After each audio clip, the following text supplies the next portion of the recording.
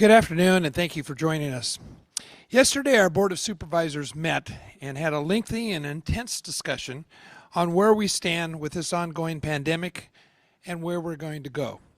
We wanted to listen to a variety of voices, so we had a panel that included former San Diego Mayor Jerry Sanders, who is President and CEO of the San Diego Regional Chamber of Commerce, and talked to us about the pandemic's impact on small business. In addition, we heard from Ray Major, the chief economist from the San Diego Association of Governments, who spoke about the wider economic impact to our region. In addition, we heard from Demetrius Alexio, the president and CEO of the Hospital Association of San Diego and Imperial Counties, and from San Diego County Office of Education Superintendent Dr. Paul Gotthold. And of course, we heard from you. We heard from nearly 60 speakers who shared their experiences, opinions, and their stories of coping with the fallout from this pandemic. I want to thank all of the panel speakers who made their presentations, and I certainly want to thank you again to all of the speakers who called in yesterday. We know the decisions of the Board of Supervisors are not going to please everyone, but we did hear and we are working to address all the concerns and needs that were expressed. The reality is that we are at a critical juncture in our battle against this pandemic. Over the past 6 months, we have done a great job in limiting the spread of the virus, and that has allowed us to slowly and carefully reopen businesses and segments of our society. But as we've reopened, we've seen cases rise again.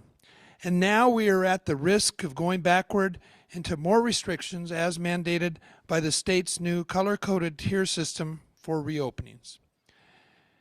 It's a very fine balance between continuing to safeguard the public health with reopenings, while at the same time walking that tightrope, trying not to lean too far one way or the other. And walking that tightrope demands small, careful steps, not reckless leaps forward. That's why yesterday our Board of Supervisors voted unanimously to approve several recommendations regarding funding for programs aimed at stopping the pandemic, including money for schools and for more testing. The Board also voted unanimously to request from the state that the criteria it uses to monitor cases not counted include numbers from San Diego State University and other colleges where students are more easily contained and monitored in a campus environment. We believe that will make a big difference and give us a fighting chance to avoid further restrictions. Unfortunately, so far, the state is not receptive to our requests, but we're going to continue to push for consideration of reasonable alternatives to prevent our businesses from having to close simply because there are a number of outbreaks that have nothing to do with business operations. As a result, I've scheduled a special closed session tomorrow afternoon to consider our options. There was good news in the middle of these hard discussions yesterday. Our board voted unanimously to approve a series of economic stimulus grants to help small businesses throughout the region that have been harmed by the pandemic. We voted to approve over $14.5 million in grants to more than 2,000 individual businesses. Individually, these investments by the county may seem small, but for businesses struggling to survive, they can make all the difference in the world. With that, we're going to move on with our updates today, and we are joined again by special guests from San Diego State University who will answer questions that may come up about COVID cases and testing at the SDSU campus. The individuals are the same ones we had with us last week. We're honored to have with us Dr. Andrea Dooley, who's the Associate Vice President for Health, Welfare, Being, and Accessibility, and also Dr. Luke Wood, Vice President for Student Affairs and Campus Diversity. And now, please welcome my colleague, Supervisor Nathan Fletcher.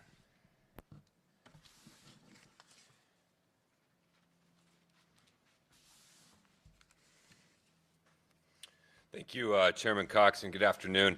While we have a significant focus on our case count, what tier it puts us in, and what the future may hold, and a robust discussion about the role of San Diego State in those cases, I think it's important for all of us to be reminded that even in the numbers being reported now, 3/4 of the cases are not associated with San Diego State at all, which is a reminder to all of us in the community that the actions we take have a significant impact on our overall case count. It's a reminder to us all the need to continue to utilize face coverings, physical distancing, avoiding large indoor settings, hand washing, all the things that several times we have done to successfully slow the spread and lower our case count.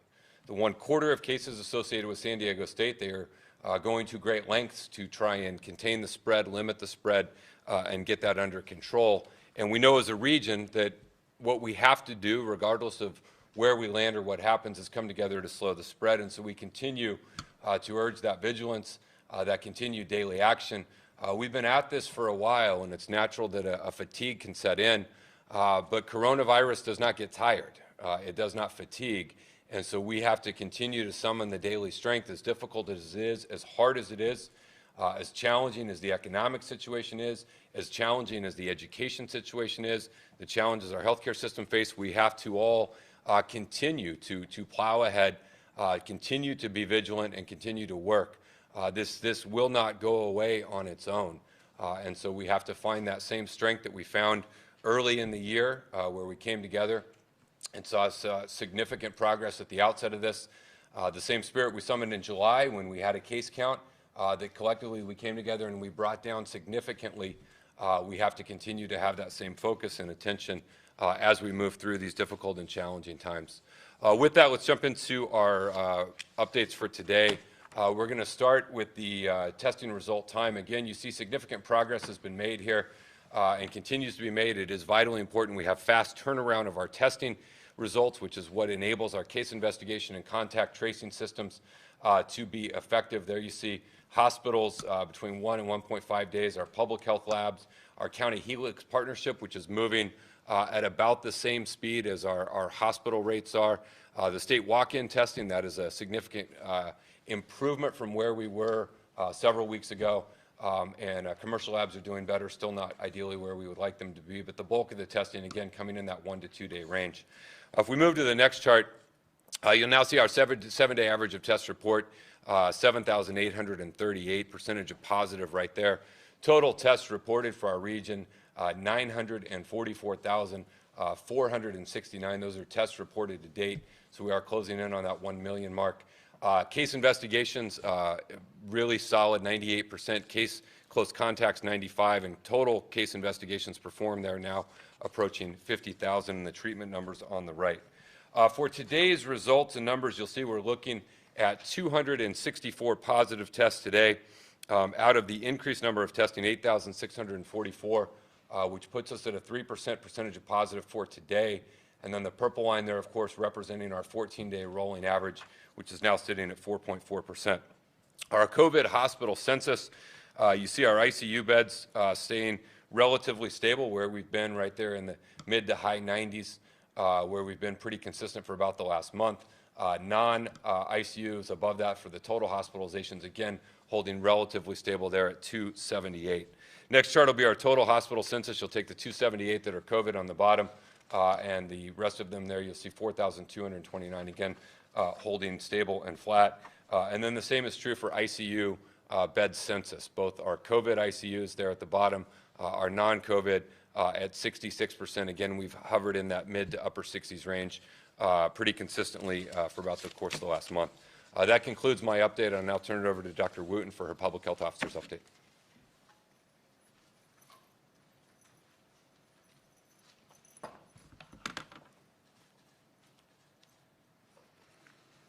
Thank you, Supervisor Fletcher, and welcome everyone to today's briefing.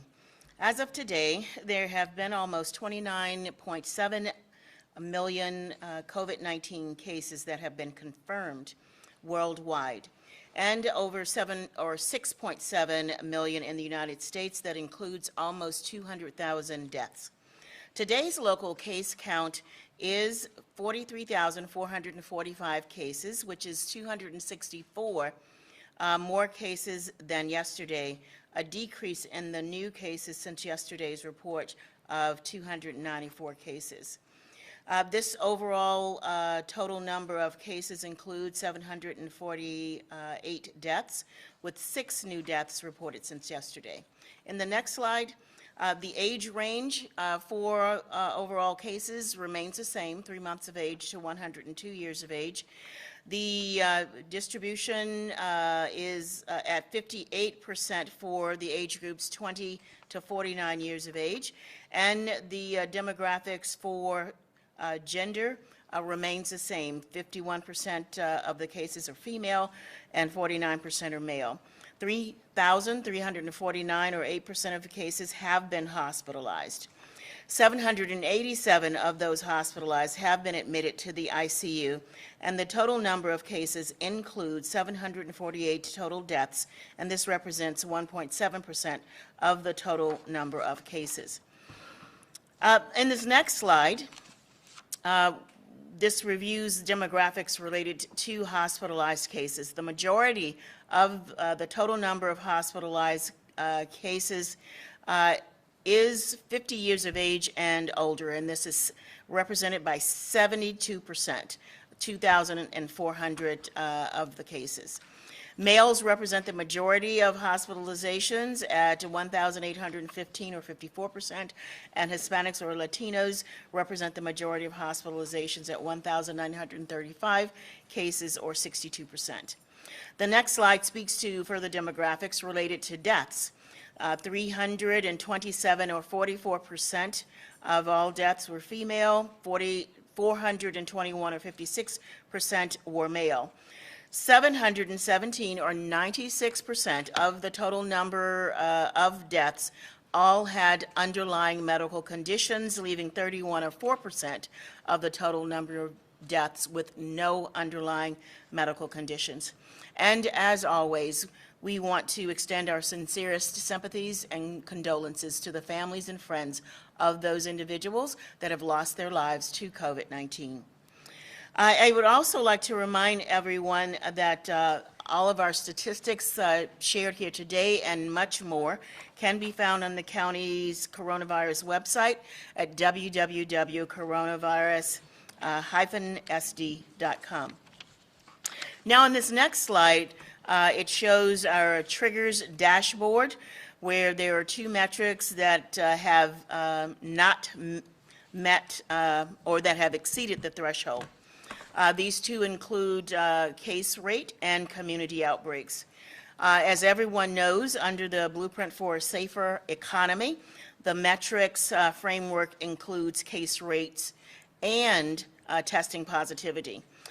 This tier framework lays out the metrics and thresholds that each county in the state of California must meet in order to open more sectors and parts of the economy, and shows tiers based on risk of community disease transmission, if you will go to the next slide, which includes widespread, substantial, moderate, and minimal.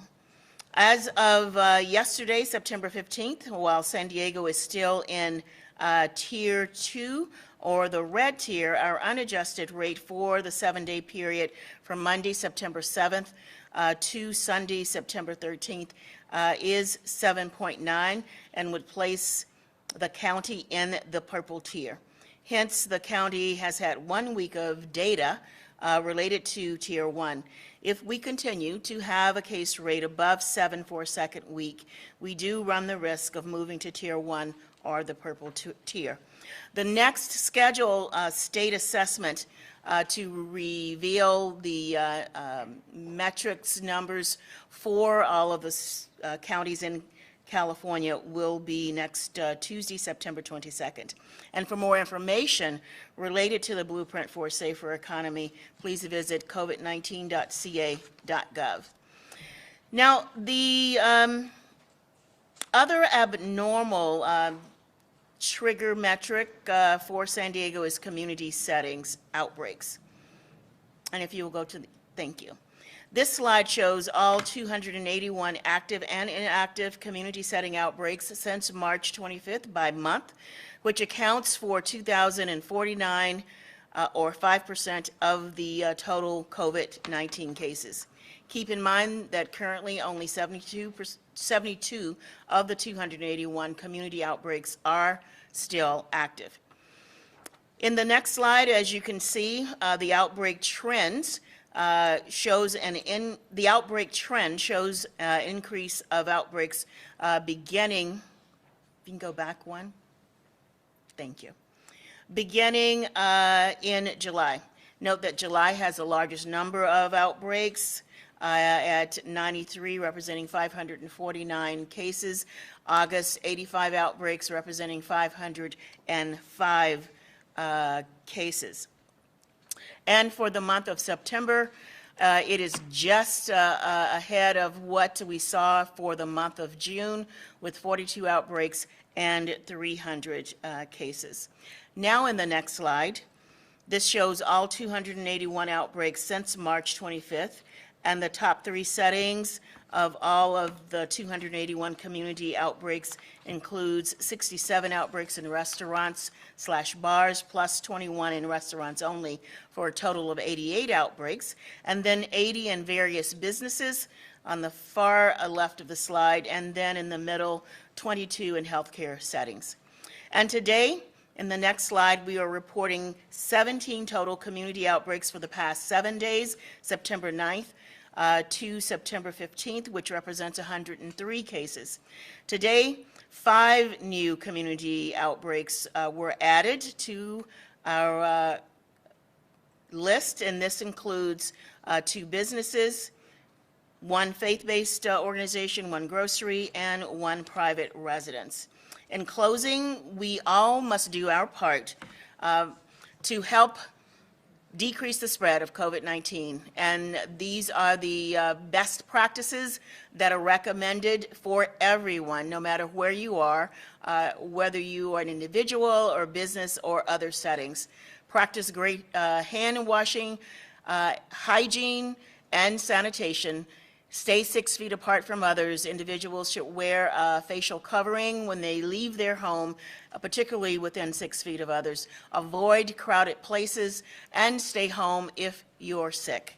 Now please welcome back to the podium Chairman Greg Cox. Thank you.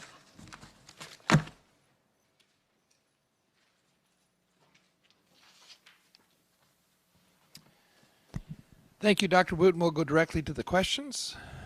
Matt Hoffman, KPBS.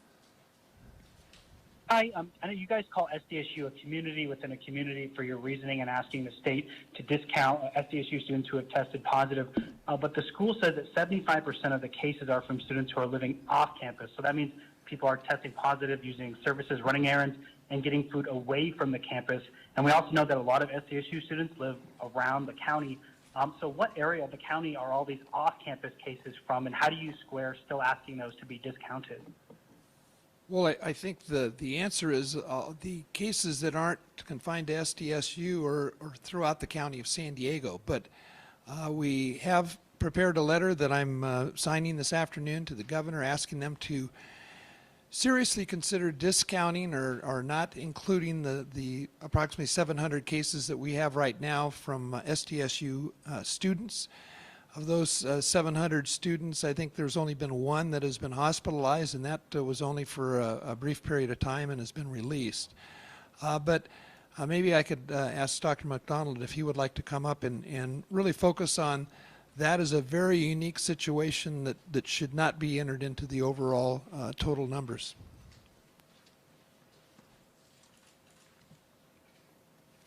Thank you, Chairman Cox. Although about a quarter of the students are actually living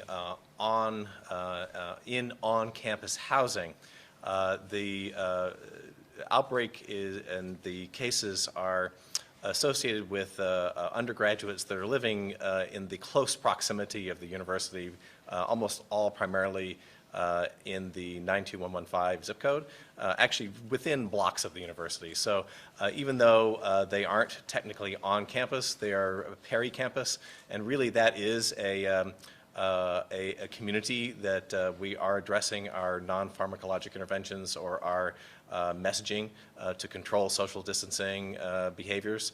Again, we've been working together with San Diego State to make sure that those who live physically on campus and those who live in the fraternities and sororities and those who live in apartment buildings and houses in the area around the campus are all getting the same consistent messaging about what to do to control this COVID in their population.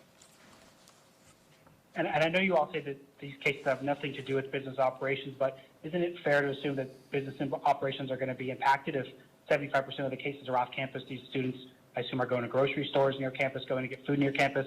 I mean, do we know that the virus has spread to like businesses or people shopping in nearby grocery stores around campus? Or well, again, we know that the cases we've been describing in the San Diego State undergraduate population is very well described. We have very few cases that we can link to that population. It's at this point less than 10 that we're aware of that can be linked to any interaction with any San Diego State students. And the San Diego State students are doing what everyone else should be doing, or they should be doing what everybody else is doing, which is when they go out and are interacting in public, they should be wearing a mask, they should be social distancing, they should be washing their hands. Those students who are in isolation and in quarantine are in isolation and quarantine. So the other students are not in those categories, and they are getting the same messaging that I'm giving to the general public in San Diego, which is that it's important to all those components to limit spread of the virus. thank you.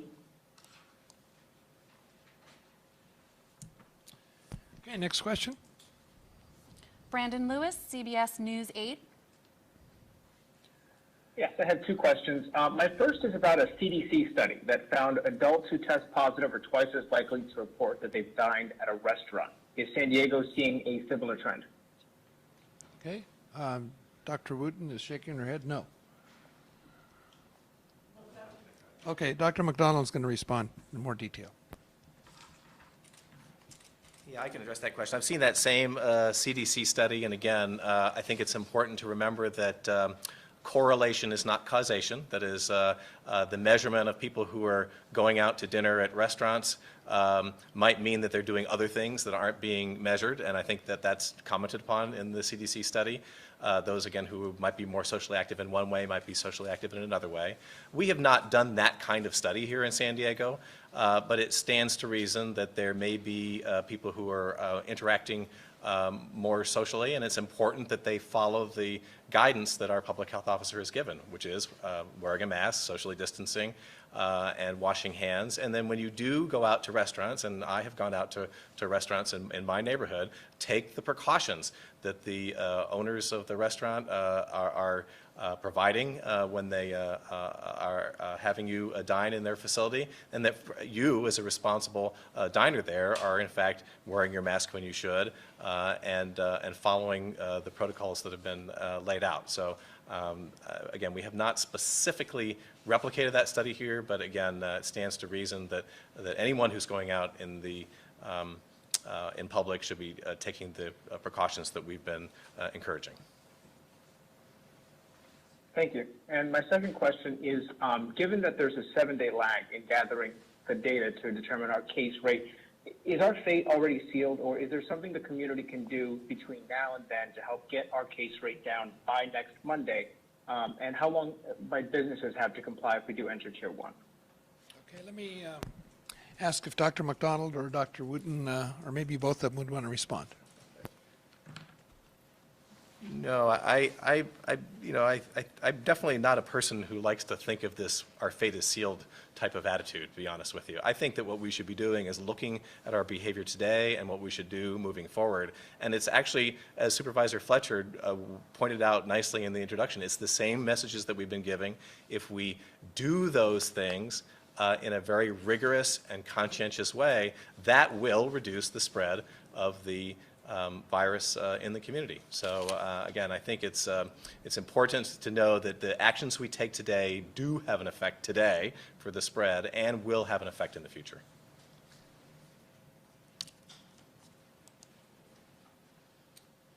Okay, we'll go to the next question.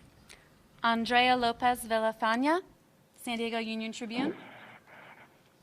Hi, good afternoon. I have two questions. The first one, you just mentioned the cases in off-campus housing, and just wondering how the university is keeping residents informed about COVID cases among the student population on and off campus.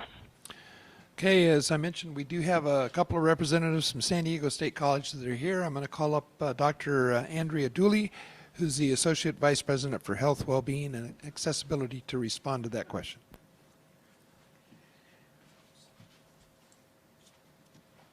Hi, thank you for your question. So in terms of our communication strategy with our students, we've used a variety of methods, including email. We do have a weekly digest that goes out to our students that provides information about the specific number of cases that we have, and then we're also working through our student leaders and other influencers within the student body in order to help push out that information.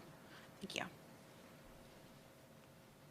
And sorry, how is that information being passed down to residents in the area? San Diego State student residents or residents more generally in San Diego, in the local San Diego State community? In the local San Diego State community, yeah, residents in general. Yeah, so we have a website which indicates our numbers related to our cases. We have a communication protocol for our cases as it relates to our student counts or any counts affiliated with San Diego State. That weekly digest I mentioned, if you go onto the San Diego State COVID website, any member of the community or anywhere else can sign up for that digest so that they can get information that way as well. It provides a lot of information in addition to our counts, and then we've been working collaboratively with the county to report our numbers as well. Thank you. And last, sorry, I had one other thing just to add.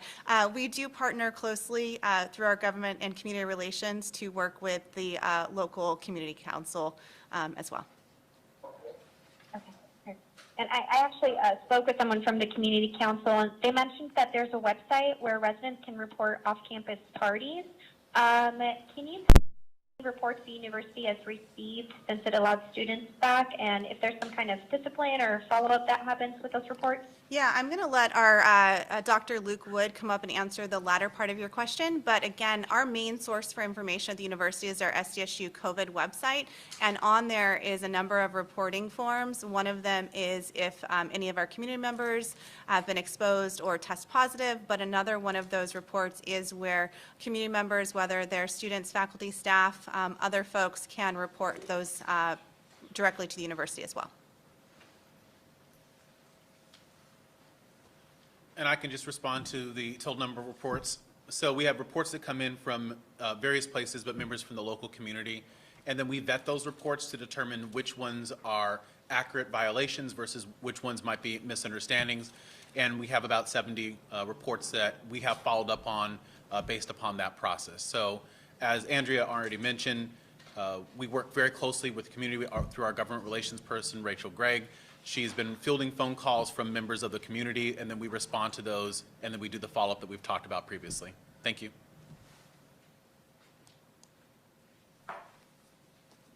Okay, we have one final call-in.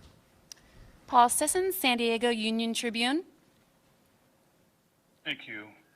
What is the pace of the outbreak at SDSU?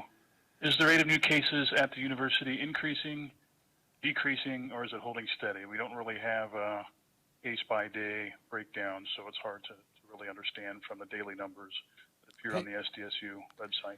All right, Dr. McDonald is going to respond.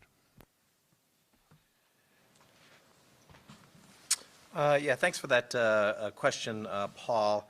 I don't know if we mentioned in the numbers today, but of the 264 cases that were announced today, 37 of those were confirmed cases from San Diego State University. And in addition to those 37 confirmed cases, we have 9 additional probable cases that we identified in the last 24 hours. So the total number of cases at San Diego State, which I think they'll be posting on their website a little bit after this, will be 722. So 37 confirmed, more than yesterday, and 9 more probables. I would say that when we're looking at the illness onsets of the students that we're seeing from San Diego State, we are seeing fewer in the last week compared to the first week of September. We are doing some more extensive testing with our colleagues at San Diego State, doing testing of students that live on campus and also encouraging those who are off campus to continue to get tested. We expect to find some more milder cases in that group, but certainly anecdotally the number of students that are coming in with acute illness is been recently decreasing. Doctor, to follow up, how many of the SDSU students have been that have tested positive have been asymptomatic so far, and what role do you think asymptomatic carriers are playing in this outbreak? That's a great question. The second part first, I don't know exactly. As is true with other outbreaks in this type of population, we expect that asymptomatic transmission is probably contributing somewhat. The last time I looked at this was was last week, and about 11% of the students were individuals who reported no symptoms. That is, so 89% actually had symptoms. We would expect, as some time goes by, to pick up a few less symptomatic patients, but exactly how many, it's hard to say. We know from similarly aged groups of individuals, notably outbreaks that the Navy has seen, for example, that they have found a fairly substantial number of asymptomatic cases. Whether that's contributing to the outbreak or not, or whether those, again, are incidentally found when you have a wider net to catch patients or individuals by testing them, it's unclear, but we're doing as much as we can to be sure that we know who does and does not have SARS-CoV-2 in this patient population. Doctor, I want to go back to a statement you had a little earlier in terms of the number of cases detected that have, I guess you could say, spilled over from the SDSU student outbreak into the general community. I think you said less than 10, is that correct? That's correct. We are aware of at least 3 county residents who have direct connections with either individuals or residences associated with San Diego State that are not San Diego State students, also not faculty or staff at San Diego State who are epidemiologically linked to students. So I would say that those are ones that we know about. And then we are aware of at least 4 cases of a non-county residents, that is individuals who don't live in our county who have connections with San Diego State students in the same manner. So if you add that up, it's less than 10. I was looking at that specifically yesterday, and that was accurate as of about 6 o'clock yesterday. And then one final question. Does the county have any ability to order universities to shut down if outbreaks don't get under control? Well, the Cal State system is a state organization, and we would work closely with the leadership of that university and the state to make that kind of a move. Again, that's perhaps something better, Dr. Wooten, to answer, but certainly we would work with all the cognizant authorities to take that kind of a move. So you're saying that could be done, or you're saying that we talk to somebody else about? I'm saying I'm not the legal expert on this. You're so, an attorney, obviously. Yeah. Okay, that completes our call-in questions. We'll go now to the texted questions. And this first question is from Chrissy Russo with Fox 5. Of the public and private K-12 schools that have opened their classrooms this fall semester, how many have reported positive COVID cases or outbreaks to the county? And how many of those schools then made changes to either go back to teaching online or some other hybrid schedule? Okay, Dr. Wooten's going to respond to that question.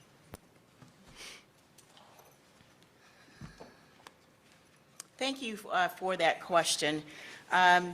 So to date, we are not aware of any outbreaks in any of the K through 12 schools.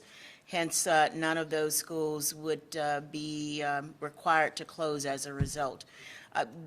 COVID-19 is widespread throughout the county, throughout the state. Single individuals can become infected, and some of those individuals might be staff at schools.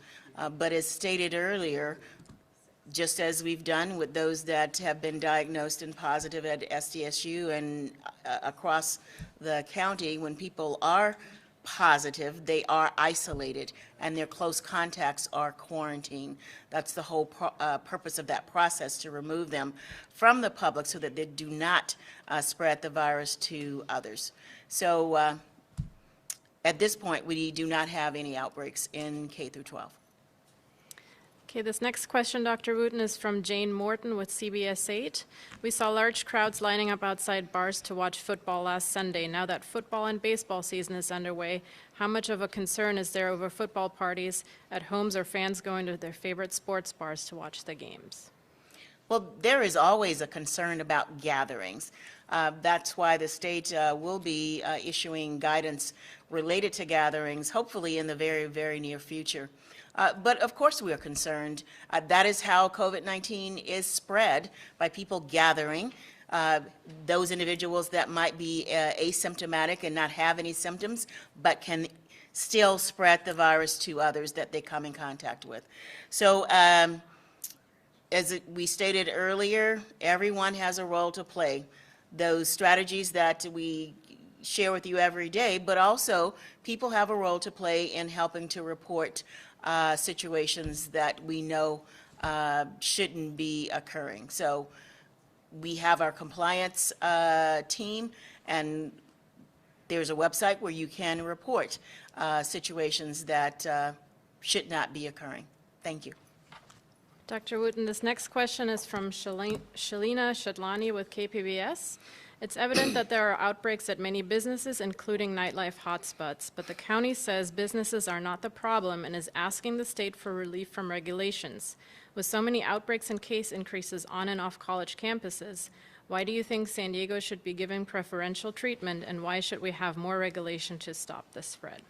Well, I think a response to that has been shared already.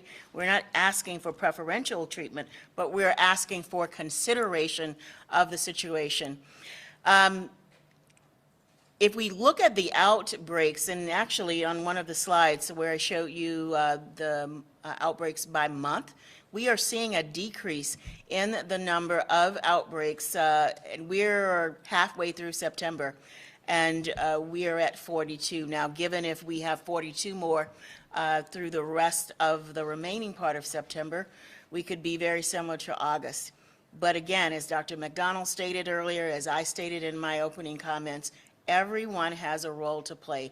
And if everyone, when they go out, wear their facial coverings, stay 6 feet apart if you're not a household member, not going out to bars or gatherings, then we can really get our arms around this and help to continue to flatten the curve or decrease the spread of COVID-19. And that's what we need to happen, particularly in the next week, and certainly in the weeks to come. Dr. Wooten, this next set of questions is from Claudia with Univision, and there's a couple of questions, so I'll go one at a time. The first question is, with the governor stating that the county cannot exclude positive cases from SDSU, where are we now? And if we fall to another tier, what kind of closures can we expect and when? So I actually went through that yesterday during the board meeting. It might be an additional slide, but basically if you go to the website that I gave to you earlier, covid19.ca.gov, it shows what can open under tier 1, which is the purple tier, and what can open under tier 2, which is the red tier. So we would go, if it ends up that we have 2 weeks of purple or tier 1 data, then the left side would be the businesses that could be open. The right side is the businesses that are currently open under the red tier. But again, you know, we're not counting anything out yet until we continue to analyze the data, and through the data that's going to be analyzed for next week, we will look at that data then and know where we will be. Thank you, Dr. Wooten. This next question deals with testing at SDSU, and Dr. Wood's going to respond to that question. And this is still from Claudia with Univision. Why is SDSU only requiring students living on campus to get tested and not students living off campus, since 75% of the positive cases are from students living off campus? Do you expect a spike in cases now that all dorm students are getting tested? So part of this is really just jurisdictional issues. So as you might expect, we have jurisdiction over the land that we own, and that's the land that SDSU resides on. In our neighboring community, as part of being good neighbors, we have stepped up a number of different efforts in terms of patrols through private security, messaging that we're doing with students. But all of those efforts, it's important to know that while we have jurisdiction over certain types of actions and behaviors, as it relates to testing, that is not one of the things that is within our jurisdiction. So as a result, what we do is we work closely with our partners, with the county, and in consultation with our system to do our best to ensure that we're having widespread participation. Thank you.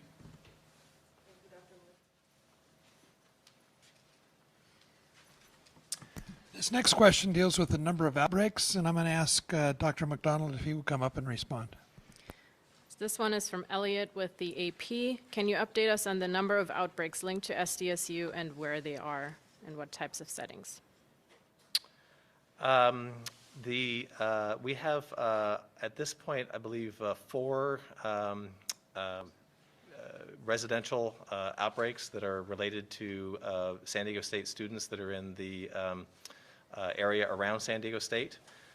We are treating each one of those as specifically as a specific outbreak because we're working with the individuals that live in those residences and the management in those buildings to be able to make sure that all the infection control measures are being taken. We don't have any other outbreaks in other settings, such as restaurants or other businesses that are associated with the San Diego State students. Thank you, Dr. McDonald. We have one final question from Mike McKinnon. And this one is with KUSI. There has only been one hospitalization of SDSU student affected with COVID-19, but the hospitalization rate among other people infected across the county is also low. Do you think the low hospitalization rate is enough reason to not move backwards in the reopening process if the state orders it? Well, I think that was a major part of the discussion we had yesterday, and which precipitated really the letter that is being sent to the governor to ask for consideration and not including those cases from SDSU or other campuses as they reopen. The reality is that the number of cases in ICU and hospitalizations is not being impacted because of those cases from SDSU. That was one of the big criteria, one of the big focuses when we got started with this pandemic, was to make sure we don't adversely impact the ability of our hospitals in this region to respond to rising numbers. Well, that's clearly not the case at this point. We think there's justification for not including those numbers for SDSU and frankly other campuses in San Diego as they reopen. It was the state of California that basically gave the green light to reopen universities, and we don't think it's right to have those numbers included with the balance of the cases that we're seeing in this region. So we have not been successful at this point. Obviously the governor and Dr. Galley had made some reference to the request from San Diego in their press conferences today, but we are going to press on. I know that our Chief Administrative Officer, Dr. Helen Robbins-Myers, she's not a doctor, but could be, is on a special task force to work with the governor to see if we can't convince the governor and Dr. Galley that there's justification for this, not only for San Diego, but the other large urban counties. Keep in mind, San Diego County was the first county to come off of the purple list to red. And we think that there's other counties, particularly in Southern California, that are dealing with these same issues. So it's much larger than just San Diego County. And we hope to be successful in convincing the folks up in Sacramento that there is justification. That concludes our questions for today. We are not scheduled for further briefings this week. However, there is a special meeting of the Board of Supervisors next Tuesday at 3 p.m., which will be a public meeting. There's going to be a closed session of the Board of Supervisors tomorrow at 5 p.m. We will obviously report out if there's anything to report out. We'll be back here next week on Wednesday at 2:30. Until then, please stay safe, San Diego, and make sure to continue to wear those face masks. Thank you.